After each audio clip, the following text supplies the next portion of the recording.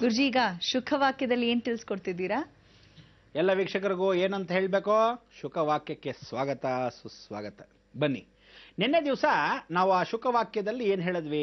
ಗ್ರಹಗಳು ಮತ್ತು ಸಂಬಂಧಪೂರ್ವಕವಾಗಿ ಒಬ್ಬ ಮನುಷ್ಯನು ಆ ನಿವಾಸದಲ್ಲಿದ್ದಾಗ ಗೃಹಕ್ಕೂ ವ್ಯತ್ಯಾಸ ದೋಷಗಳನ್ನು ಯಾವ ರೀತಿ ನಾವುಗಳು ಯಾತಕ್ಕೆ ದಕ್ಷಿಣ ಮತ್ತು ಪಶ್ಚಿಮ ತಗೋಬಾರದು, ತಗೊಂಡಾಗ ಎಷ್ಟು ದೋಷಗಳಾಗತ್ತೆ ಅನ್ನೋದು ಹೇಳ್ತಾ ಬಂದ್ವಿ.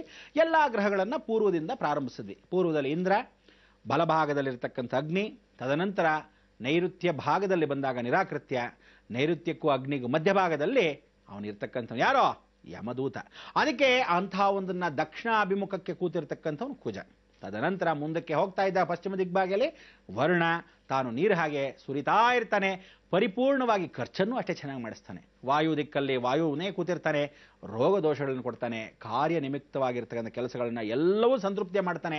ಸ್ವಲ್ಪ ಲೋಪದೋಷವಾಗೋದ್ರು ಆ ದಿಕ್ಕಿಗೆ ಪರಿಪೂರ್ಣವಾಗಿ ಎಲ್ಲ ವ್ಯತ್ಯಾಸವಾಗೋಗುತ್ತೆ. ಅದಕ್ಕೋಸ್ಕರ ಅಲ್ಲೋಲ ಕಲ್ಲೋಲವಾಗೋ ಜೀವನ ವಾಯುವರೆಗೂ ಹೇಳಿದ್ವಿ. ಇನ್ನು ಉಳಿದಿರತಕ್ಕಂಥದ್ದು ಉತ್ತರ ಮತ್ತು ಪರಿಪೂರ್ಣವಾಗಿ ಈಶಾನ್ಯ. ಈ ಎರಡನ್ನು ಭಾಗದ ಮತ್ತು ಪಾತಾಳ ಲೋಕದಲ್ಲಿರ್ತಕ್ಕಂಥದ್ದು ಮೇಲ್ಭಾಗ ಊರ್ಧ್ವ. ಅದಕ್ಕೆ ಪಾತಾಳ ಊರ್ಧ್ವ ಅಂತ ಹೇಳ್ತೀವಿ. ಎಲ್ಲ ದಿಕ್ಕಲ್ಲಿ ಪೂರ್ವ, ಪಶ್ಚಿಮ, ಉತ್ತರ, ದಕ್ಷಿಣ, ತದನಂತರ ಊರ್ಧ್ವ, ಪಾತಾಳ, ಈ ಎರಡೂ ಲೋಕದಲ್ಲಿ ಸೇರಿದಾಗ 6. ಅದಕ್ಕೆ ಅರಿಷಡ್ವರ್ಗಗಳು ಅಂತ ಹೇಳ್ತೀವಿ. ಹಾಗೆ ಸೇರಿಸಿದಾಗ ಇವತ್ತಿನ ದಿವಸ ಉತ್ತರಾಭಿಮುಖಕ್ಕೆ ಬರೋಣ. ಉತ್ತರದಲ್ಲಿ ಯಾರು ವಾಸ? ಸಾಕ್ಷಾತ್ ಗುರು. ಗುರು ಜೊತೆಗೆ ಯಾರು ವಾಸ? ಕುಬೇರ, ಧನಪ್ರಾಪ್ತಿ. ಅದಕ್ಕೆ ಉತ್ತರೇ ಉದಯೋನ್ಮುಖಿ.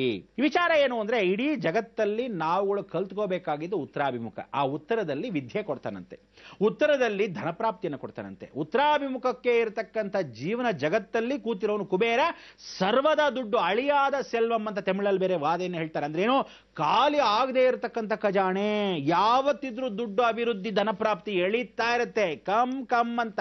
ಅದಕ್ಕೆ ಆ ಉತ್ತರಕ್ಕೆ ನೀವು ರಸ್ತೆಯನ್ನ ಇಟ್ಕೋಬೇಕು. ಉತ್ತರಕ್ಕೆ ರಸ್ತೆ ಇದ್ರೆ ಯಾವತ್ತೂ ಅಭಿವೃದ್ಧಿ. ಆದ್ರೆ ನೇರ ಉತ್ತರ ಇರಬೇಕು. ಉತ್ತರ ವಾಯುವ್ಯ ಸೊಟ್ಟಿಗೆ ಹಿಂಗೆ ಇಟ್ಕೊಂಡ್ಬಿಟ್ರೆ ಅಥವಾ ಉತ್ತರ ಈಶಾನ್ಯ ಇಟ್ಕೊಂಡ್ಬಿಟ್ರೆ ಹುಷಾರ್. ಸ್ವಲ್ಪ ಮಟ್ಟಿಗೆ ವ್ಯತ್ಯಾಸವಾದರೂ ಬಹಳ ಕಷ್ಟ. ಕುಬೇರನ್ನು ಒಳಭಾಗದಲ್ಲಿ ಪ್ರವೇಶ ನೇರ ಉತ್ತರಕ್ಕೆ ಮಾತ್ರ. ಅದಕ್ಕೆ ಇಡೀ ಜಗತ್ತಲ್ಲಿ ಏನು ಹೇಳುತ್ತೆ? Negative thinking and positive thinking ಯಾವುದೇ ಆಗಲಿ ಉತ್ತರಾಭಿಮುಖಕ್ಕೆ ಮ್ಯಾಗ್ನೆಟಿಕ್ ಎನರ್ಜೀಸ್. ಎಲ್ಲರೂ ಯಾಕೆ ಕೂತ ತಲೆ ಹಾಕೋ ಮಾಡ್ಕೋಬೇಕ ಅಂತ ಹೇಳ್ತಾರೆ. ಪರಮೇಶ್ವರನ ಮಹಾಗಣಪತಿ ಅನುಸಾರವಾಗಿ ಬಂದಿರತಕ್ಕಂಥ ಉತ್ತರಾಭಿಮುಖಕ್ಕೆ ಗಣಪತಿ, ಅವನು ಬಂದಿರೋದು ಉತ್ತರಕ್ಕಿಂದ.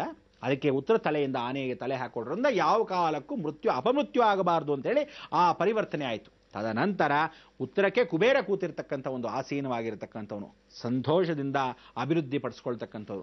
ಉತ್ತರದಲ್ಲೇ magnetic energies, north pole, south pole ಅಂತಕ್ಕಂಥದ್ದು ಯಾವುದೇ ಮ್ಯಾಗ್ನೆಟಿಕ್ ಕಂಪಾಸ್ ನೋಡಿದ್ರೆ ಉತ್ತರಕ್ಕೆ ತಿರುಗಿಸತ್ತೆ ಹೊರತು ಈ ಜಗತ್ತಲ್ಲಿ ಯಾವ ಕಾಲಕ್ಕೂ ತಿರುಗಿಸಲ್ಲ. ಅಂದ್ರೇನು? ನಿಮಗೆ ಮನೆಗೆ, ಜೀವನಕ್ಕೆ ಎಲ್ಲರಿಗೂ ಕೆಟ್ಟದಾಗೋದು ಉತ್ತರ ಮುಖಾಂತರನೇ, ಎಲ್ರಿಗೂ ಒಳ್ಳೇದಾಗೋದು ಕೆಟ್ಟದ ಉತ್ತರ ಮುಖಾಂತರ. ಅದೇ ಆ ಉತ್ತರಕ್ಕೆ ನಾವು ಸರಿತಿದ್ದಪಡಿಸಿ, ಸಾಕ್ಷಾತ್ ಕುಬೇರ ಉತ್ತರಕ್ಕೆ ನೀವು ಏನಾದರೂ ಯಾವ ಕಾಲಕ್ಕಾದರೂ ಮನೆ ಒಳಗೆ ತುಳಸಿ ಕಟ್ಟೆ ಇಟ್ರಿ ಅಂದ್ರೆ ಬಹಳ ಚೆನ್ನಾಗಿರ್ತೀರಾ. ನಿಮ್ಮ ಮನೆಗೆ ಯಾವ ಕಾಲಕ್ಕೂ ಹೊರಗಡೆಯಿಂದ ದೋಷ ಬರ್ತಾ ಇದೆ ಇಲ್ಲ ಅನ್ನೋದು ತುಳಸಿ ಕಟ್ಟೆ ತೋರಿಸುತ್ತೆ. ಯಾಕೆಂದ್ರೆ ತುಳಸಿ ಒಣಗ್ತಾ ಇದೆ ಅಂದ್ರೆ ನಿಮ್ಮ ಮನೆ ಸಂಸಾರ ಒಣಗ್ತಾ ಇದೆ ಅಂತ ತೋರಿಸ್ತಾ ಇರುತ್ತೆ. ಇಂಡೈರೆಕ್ಟ್ ಆಗಿ ಅಭಿವೃದ್ಧಿ ಪಡಿಸ್ತಾ ಇದೆ ಅಂದ್ರೆ ಎಲ್ಲೋ ನೀನು ಮೇಲ್ ಬರ್ತಾ ಇದೆಯಾ, ಅಭಿರುಚಿ ಪಡ್ತಾ ಇದೆಯಾ, ಖಂಡಿತ ಎಲ್ಲೋ ಯಾವ ಕಾಲಕ್ಕೂ ನಿಮಗೆ ಪ್ರಮೋಷನ್, ಧನಪ್ರಾಪ್ತಿ ಎಲ್ಲವೂ ಸಿಗ್ತಾ ಇದೆ. ಮುಂದಿನ ವಿಶ್ವಾಸ ನಿಮ್ಗೆ ಇವತ್ತೇ ತೋರಿಸುತ್ತೆ ಆ ತುಳಸಿ ದಳ. ಅದಕ್ಕೆ ಉತ್ತರಕ್ಕೆ ಇಡಬೇಕು. ತದನಂತರ ಈಶಾನ್ಯ ಭಾಗದಲ್ಲಿ ಕೂತಿರ್ತಕ್ಕಂಥದ್ದು ಸಾಕ್ಷಾತ್ ಬುಧ, ವಿಷ್ಣು ಮಾಯೇತಿ ಸಂಸ್ಥಿತ. ಅಂದ್ರೆ ವಿಷ್ಣು ಬುಧನ ಅಂಶವಾಗಿ ಕೂತಿದ್ದಾನೆ, ಅರ್ಧವಾಗ ಕೂತಿದ್ದಾನೆ. ಅದಕ್ಕೆ ಅರ್ಧ ಚಂದ್ರಾಕಾರ ಅಂತ ಕರಿತೀವಿ ಪರಮೇಶ್ವರನ. ಈಶಾನ್ಯದಲ್ಲಿ ಯಾರು ವಾಸ? ಸಾಕ್ಷಾತ್ ಪರಮೇಶ್ವರ. ಅಂಥ ಪರಮೇಶ್ವರನು ಯಾವತ್ತು ಅಭಿಷೇಕ ಪ್ರಿಯನಾಗಿರೋ ಈಶಾನ್ಯದಲ್ಲಿ ಪಾತಾಳ ಲೋಕವಾಗಿರ್ತಕ್ಕಂಥ ಹಳ್ಳವಾಗಿರಬೇಕು. ಅಂದ್ರೆ ವಾಟೆ ಅಲ್ಲೇ ಇರಬೇಕು. ನಿಮ್ಗೆ ಯಾವುದು ತಿಳ್ಕೊಳ್ಳಿ, ಮನೆಯ ವಾಸ್ತುವಲ್ಲಿ ಯಾವ ಕಾಲಕ್ಕೂ ಮನೆ ರೋಡಿಂದ 5 ಅಡಿ ಮೇಲೆ ಮೆಟ್ಲತ್ತಿ ಮನೆಗೆ ಹೋಗಬೇಕು. ಮನೆಯಿಂದ ಹೊರಗಡೆ ಬರಬೇಕಾದ್ರೆ ಮನೆ ಯಜಮಾನ 5 ಮೆಟ್ಟಲ್ಲಿ ಇಳಿದು ಬರಬೇಕು. ಅಂದ್ರೆ ಅಷ್ಟೇ ಎತ್ತರಕ್ಕೆ ಇರಬೇಕು ನಿಮ್ಮ ಪಾಯ. ಇಂಥ ಮನೆಗಳು ಯಾತಕ್ಕೆ ಆ ಕಾಲದಲ್ಲಿ ತೊಟ್ಟಿ ಮನೆಗಳು ಮಾಡಿ ಅಥವಾ ಎತ್ತರ ಸ್ಥಾನಕ್ಕೆ ಇಡ್ತಾ ಇದ್ರು ಅಂದ್ರೆ, ಮುಂದಿನ ಜನರೇಷನ್, ಇವತ್ತಿನ ದಿವಸ ತಾರ್ ರೋಡ್ ಹಾಕ್ತಾ ಇದ್ದಾರೆ, ನೋಡ್ತಾ ಇರ್ಬೇಕು ನೀವು. ಹಬ್ಬಬ್ಬ ಅಂದ್ರೆ ಒಂದೊಂದು ಅಡಿಗೆ ಹೋಗಿ ತುಂಬಿಡ್ತಾ ಇರುತ್ತೆ. ಅಂದ್ರೆ ನಾಳೆ ದಿವಸ ರಸ್ತೆ ಆಗ್ತಾ 15 ವರ್ಷ 20 ವರ್ಷಕ್ಕೆ ಅಂತಿದ್ರು, ಈಗ 5 ವರ್ಷಕ್ಕೆ ನೀವು ಮೆಟ್ಟಲನ್ನ ಮನೆ ನೋಡ್ಬೋದು. ನಿಮ್ಮ ಮನೆ ಹಳ್ಳಾಗಿ ಹೋಗಿರುತ್ತೆ, ರಸ್ತೆ ಮೇಲೆ ಬಂದ್ಬಿಟ್ಟಿರುತ್ತೆ. ಅದಕ್ಕೋಸ್ಕರ ಆ ಕಾಲದಲ್ಲಿ ವಾಸ್ತು ದೋಷ ಅಂದ್ರೆ ಈ ವಾಸ್ತುವೇತವಾಗಿ ಗಾಳಿ, ವಾಯು, ತದನಂತರ ಅಗ್ನಿಗೆ ಮನೆ, ತದನಂತರ ವಾಯು ತತ್ವದಲ್ಲಿ ಆಕಾಶ ಮಾರ್ಗ. ಅಂದ್ರೆ ಆಕಾಶ ಭೂಮಿ ಯಾವತ್ತೂ ನೋಡ್ತಾ ಇರಬೇಕಾದ್ರೆ ತೊಟ್ಟಿ ಮನೆ. ಯಾಕೆ ತೊಟ್ಟಿ ಮನೆ ಕಟ್ತಿದ್ರು? ಆಕಾಶ ಭೂಮಿನ ಊರ್ಧ್ವವನ್ನು ನೋಡ್ತಾ ಇರಬೇಕು. ಅದಕ್ಕೋಸ್ಕರ ಚಿನ್ಮುದ್ರಾ ಸ್ವರೂಪ ಜ್ಞಾನವನ್ನ, ಅಂದ್ರೆ ಆಕಾಶದಲ್ಲಿ ಇರ್ತಕ್ಕಂಥ ಸೂರ್ಯನು ಭೂಮಿಯನ್ನ ನೋಡ್ತಾ ಇದ್ದಾಗ ಮನೆಯಲ್ಲಿ ಯಾವ ದೋಷಗಳು ಬರಲ್ಲ. ನೀವೇನ್ ಮಾಡ್ತೀರಾ? ಎಲ್ಲ ಕ್ಲೋಸ್. ಇಲ್ಲಿಂದ ಪಕ್ಕದ ಮನೆಗೆ ಕಾಂಪೌಂಡೇ ಕ್ಲೋಸ್. ನೀವು ಏನ್ ಮಾಡ್ತೀರಾ? ದುಡ್ಡು ಆಸೆಗಿಂತ ಜಾಗದ ಆಸೆ. ದುಡ್ಡು ಕೊಟ್ಟಿದ್ದೀನಿ ಯಾಕೆ ವೇಸ್ಟ್ ಮಾಡಬೇಕು, ಒಂದಡಿ ಈದಡಿ ವೇಟ್ ಹೋಗುತ್ತೆ, ಗಂಟೆ ನೋಬೇಕು, ಹೋದ್ರೆ ಹೋಯ್ತ್ರಿ, ಜೀವನ ಪೂರ್ತಿ ಚೆನ್ನಾಗಿರೋದು ಬಿಡ್ವೇನ್ರಿ. ಆ 3 ಅಡಿ ಜಾಗಕ್ಕೋಸ್ಕರ ಒದ್ದಾಡ್ಬಿಟ್ಟು ಅದನ್ನು ಫುಲ್ ಕಟ್ಬಿಟ್ಟು ಪಕ್ಕದ ಮನೆಗೂ ಜಾಗ ಬಿಡದೆ ನೀವು ಉಸಿರಾಡದೆ ಅಯ್ಯೋ ಬಿದ್ದಿರಿ ನಿಮ್ಮ ಕರ್ಮ. ಅದಕ್ಕೋಸ್ಕರ ಇಂಥ ಒಂದು ಜೀವನ ಮಾಡ್ಕೊಳ್ಳೋಕ್ಕೋಸ್ಕರ ಯಾರ್ಥಕ್ಕೆ ಸಾರ್ಥಕತೆ. ಆ ಮೇಲಿರೋ ಸೂರ್ಯ ಬೆಳಕು ಬರದೇ ಇದ್ದಾಗ ಏನು ಮಾಡ್ತೀರಾ, ಮೇಲೊಂದು ಫ್ಲೋರ್ ಬಾಡಿಗೆ, ಇನ್ನೊಂದು ಫ್ಲೋರ್ ಬಾಡಿಗೆ, ಅದ್ರ ಮೇಲೆ ಫ್ಲೋರ್ ಇನ್ನೊಂದು ಬಾಡಿಗೆ, ಏನು ಮಾಡ್ತೀರಾ ಅಷ್ಟು ಆಸ್ತಿ ದುಡ್ಡು ಇಟ್ಕೊಂಡು ಬಡ್ಕೋಬೇಕು. ಇರೋ 2 ಮಕ್ಕಳು ಇಲ್ದಿರೋ ಮಕ್ಕಳೇ ಇಲ್ದೇ ಇರ್ತಕ್ಕಂಥ ಮನೆಗೂ ಅಷ್ಟು ದೊಡ್ಡ ಆಸ್ತಿ. ಅಯ್ಯೋ ನಮ್ಮ ತಾತ ಮುತ್ತಾತ ನಮ್ಮ ಮುಕ್ಕಾಕ್ಳು ಮೊಮ್ಮಕ್ಕಳುವರೆಗೂ ಇರಲಿ ಅಂತ ಈ ರಾಜಕೀಯದವರು ಅವರನ್ನಷ್ಟು ಕೋಟ್ಯಾಂತರ ರೂಪಾಯಿ ಮಾಡಿದ್ದಾರೆ. ಬಾಯಿ ಬಡ್ಕೋಬೇಕು. ಯಾರಿಗೆ ಎತ್ಕೊಂಡು ಹೋಗ್ತಾರೋ ಹೋದಾಗ ಎಲ್ಲ ಕೊಚ್ಕೊಂಡು ಹೋದಾಗ ಅದಕ್ಕೆ ಹೇಳೋದು, ಕೊಡೋದು ತನಿಗೆ ಬಚ್ಚಿಟ್ಟಿದ್ದು ಪರದಿಗೆ, ಗೋವಿಂದ ಗೋವಿಂದ ಚೊಂಬಗತಿ ನಿಮಗೆ, ಅದಂತೂ ಗ್ಯಾರಂಟಿ. ಬರೆದಿಟ್ಕೊಳ್ಳಿ. ಈ ವಾಸ್ತು ದೋಷಗಳು ಗ್ರಹ ದೋಷಗಳಿಗೆ ಪರಿಹಾರ ಕೊಡ್ತಕ್ಕಂಥ ಊರ್ಧ್ವಲೋಕಕ್ಕೆ ಪಾತಾಳದಲ್ಲಿ ನೀವು ಯಾವತ್ತೂ ದೇವರ ಮನೆಯ ಮಧ್ಯ ಬಿಂದುಸ್ವರು, ಅದಕ್ಕೆ ಬ್ರಹ್ಮಸ್ಥಾನ ಅಂತ ಕರೀತಾ ಇದ್ರು. ಈ ಬ್ರಹ್ಮಸ್ಥಾನದಲ್ಲಿ ವಾಸವಾಗಿರ್ತಕ್ಕಂಥ ಸ್ವಯಂ ವಾಸ್ತು ಪುರುಷನ ಹೊಕ್ಕುಳ ಭಾಗ. ಅದಕ್ಕೆ ಪ್ರತಿಯೊಬ್ಬ ಮನುಷ್ಯ ತಾನು ಮಲ್ಕೊಂಡಾಗ ಹೊಟ್ಟೆಯ ಭಾಗದಲ್ಲೇ ತನಗೆ ಬರ್ತಕ್ಕಂಥ ರೋಗ ರುಜಿನಗಳು ಹರಡುತ್ತೆ. ಅದಕ್ಕೋಸ್ಕರ ಮಣಿಪುರ ಕಾಲಚಕ್ರವನ್ನು ತಿರುಗೋದು ಅಲ್ಲಿ. ಆ ಮಣಿಪುರ ಅಂದ್ರೆ ಹೊಕ್ಕುಳ ಭಾಗವನ್ನ ಚೆನ್ನಾಗಿ ಸ್ನಾನವನ್ನ ಮಾಡಿಕೊಂಡಾಗ ಆಮದವನ್ನು ಹಚ್ಕೊಂಡು ಪರಿಪೂರ್ಣವಾಗಿ ಜ್ಞಾನಚಿನ್ಮುದ್ರೆಯನ್ನು ಮಲ್ಕೋಬೇಕು. ಎಷ್ಟೋ ಜನ ಹೇಗಂದ್ರೆ ಹಾಗೆ ಮಲ್ಕೊಂತೀರ. ಯಾವತ್ತೂ ತಿಳ್ಕೊಳ್ಳಿ, ಪ್ರತಿಯೊಬ್ಬ ಮನುಷ್ಯನು ನಿದ್ರಾವಸ್ಥಾನದಲ್ಲಿ ಪೂರ್ವಕ್ಕೆ ತಲೆ ಹಾಕಬೇಕು. ಸಂಸಾರಸ್ಥನ ಆಗದಿದ್ದಾಗ, ಅವನ ಸಂಸಾರಸ್ಥನಾದಾಗ, ತಾನು ಮದುವೆ ಮಾಡಿಕೊಂಡಾಗ ಮಲ್ಕೋಬೇಕಾದ್ರೆ ದಕ್ಷಿಣಕ್ಕೆ ತಲೆ ಹಾಕೊಂಡು, ಮಕ್ಕಳಾಗೋದ ಮೇಲೆ ಮತ್ತೆ ತಿರುಗಿ ಪೂರ್ವಾಭಿಮುಖಕ್ಕೆ ಗಂಡ ಹೆಂಡತಿ ತಲೆ ಹಾಕಬೇಕು, ಮಕ್ಕಳಿಗೆ ಪೂರ್ವಕ್ಕೆ ತಲೆ ಹಾಕಬೇಕು. ಅವರು ಮದುವೆ ಆಗೋವರೆಗೂ ದಕ್ಷಿಣಕ್ಕೆ. ಅಂದರೆ ಸಂತಾನ ಆಗೋ ಸಮಯದಲ್ಲಿ ವಾಯುಮೂಲೆಯಲ್ಲಿ ದಕ್ಷಿಣಾಭಿಮುಖಕ್ಕೆ ತಲೆ ಹಾಕೊಂಡಾಗ ಮಾತ್ರ ಸಂತಾನ ಅಭಿವೃದ್ಧಿ.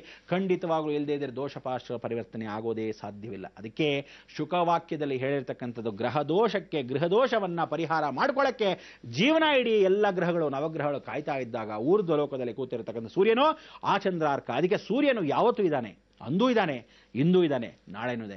ಯುಗ ಯುಗದಲ್ಲಿ ಸೂರ್ಯ ಯಾವತ್ತಾದ್ರೂ ಇವನು ಕೆಟ್ಟದು, ಇವನು ಪೂಜೆ ಮಾಡಿಲ್ಲ, ಇವನಿಗೋಸ್ಕರ ಬೆಳಕು ಹಾಕಲ್ಲ ಅಂತ ಟಾರ್ಚ್ ಹಾಕ್ತಾನೆ ಎಕ್ಸ್ಟ್ರಾ, ಅಥವಾ ಇವನೇನೋ ಕಾರಲ್ಲಿ ಓಡಾಡ್ತಿದ್ದಾನೆ ಇವನಿಗೆ ಎಕ್ಸ್ಟ್ರಾ ಜಾಸ್ತಿ ಬೆಳಕು ಕೊಡ್ತಾನೆ? ಖಂಡಿತ ಇಲ್ಲ. ಸಮವಾಗಿ ಕೊಡ್ತಕ್ಕಂಥ ಭಗವಂತ ಯಾವತ್ತೂ ಆ ಚಂದ್ರಾರ್ಕ ಅಂತ ಕರಿತೀವಿ. ಚಂದ್ರನು ಸಾಯಂಕಾಲ ತಂಪಾದ ಗಾಳಿಯನ್ನು ಬೀಸ್ತಾನೆ. ಪಶ್ಚಿಮ ದಿಗ್ಭಾಗಿಯಲ್ಲಿ ಬರ್ತಕ್ಕಂಥ ಗಾಳಿಯನ್ನ ನೀವು ಪಶ್ಚಿಮ ದಿಗ್ಭಾಗೆ ಮನೆಯನ್ನು ಇಟ್ಕೊಂಡಾಗ ಕೆಟ್ಟ ಗಾಳಿಗಳು ಕೂಡ ಓಡಾಡ್ತಿರೋ ಸಮಯದಲ್ಲಿ ಗಾಳಿ ಒಳಗಡೆ ಸೇರ್ಕೊಳ್ಳೋದಕ್ಕೆ ಪ್ರವೇಶ. ಅದಕ್ಕೆ ಸತ್ಯದಲ್ಲಿ ನೀವು ಸತ್ಯ ಏನು ಹೇಳ್ತೀರಾ, ಆ ಕತ್ಲಲ್ಲಿ ಯಾರು ಪಶ್ಚಿಮಕ್ಕೆ ತಲೆ ಹಾಕೊಂಡು ಮಲ್ಕೊಂತೀರ ನಿಮಗೆ ಬರ್ತಕ್ಕಂಥ ಸ್ವಪ್ನವೆಲ್ಲ ಸತ್ಯವೇ ಆಗತ್ತೆ. ಯಾವ ಕಾಲಕ್ಕೂ ಸುಳ್ಳಾಗಕ್ಕೆ ಸಾಧ್ಯವಿಲ್ಲ. ಯಾಕಂದ್ರೆ ನಿಜ ಆಗ್ತಕ್ಕಂಥದ್ದೇ ಪಶ್ಚಿಮದಲ್ಲಿ ಮಲ್ಕೊಂಡಾಗ ಕನಸು ಬರುತ್ತಲ್ಲ, ಅದು ಯಾವತ್ತೂ ಸತ್ಯ ಆಗತ್ತೆ. ಆ ಕನಸಿಗೋಸ್ಕರ ನೀವು ತಡ್ಕೊಳಕ್ ಆಗದೇ ಇರೋಕ್ಕೋಸ್ಕರ ಬರೋತಕ್ಕಂಥ ಫ್ಯೂಚರ್ ತಲೆಯನ್ನ ಪರಿಪೂರ್ಣವಾಗಿ ಜ್ಞಾನ ಅಭಿವೃದ್ಧಿಯನ್ನ ಪಶ್ಚಿಮಕ್ಕೆ ತೋರಿಸ್ಬಿಡುತ್ತೆ. ಅದಕ್ಕೆ ನವಗ್ರಹ ದೋಷಗಳಲ್ಲಿ ಉತ್ತರಾಭಿಮುಖವಾಗಿರ್ತಕ್ಕಂಥದ್ದು ಮತ್ತು ಪೂರ್ವಾಭಿಮುಖಕ್ಕೆ ಬಹಳ ಇಂಪಾರ್ಟೆಂಟು. ಪಶ್ಚಿಮದ್ದು ವ್ಯವಹಾರಕ್ಕೆ ಮಾತ್ರ, ದಕ್ಷಿಣದ್ದು ಪೂರ್ತಿ ನಿಷೇಧ ಅಂತ ಈ ಮುಖಾಂತರ ಹೇಳ್ತಾ ನಾವು ಈ ಕಾರ್ಯಕ್ರಮದ ಈ ಶುಕವಾಕ್ಯವನ್ನ ನಾವು ಮುಗಿಸ್ತಾ ಇಲ್ಲ, ಇನ್ನು ಮುಂದಕ್ಕೆ ಹೇಳ್ತೀವಿ. ಆದರೆ ತಮಗೆ ತಾಳ್ಮೆ ಬೇಕು.